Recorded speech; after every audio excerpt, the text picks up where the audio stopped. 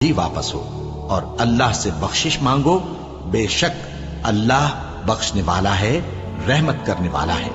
پھر جب حج کے تمام ارکان پورے کر چکو تو مینا میں اللہ کو یاد کرو جس طرح اپنے باپ دادا کو یاد کیا کرتے تھے، بلکہ اس سے بھی زیادہ۔ اور بعض لوگ ایسے ہیں جو اللہ سے التجا کرتے ہیں کہ اے پروردگار ہم کو جو دینا ہے دنیا ہی میں دے دے، اور ایسے لوگوں کا آخرت میں کچھ حصہ نہیں۔ اور بعض ایسے ہیں کہ دعا کرتے ہیں کہ پروردگار ہم کو دنیا میں بھی نعمت عطا فرما اور آخرت میں بھی نعمت بخشیو اور دوزخ کے عذاب سے محفوظ رکھیو۔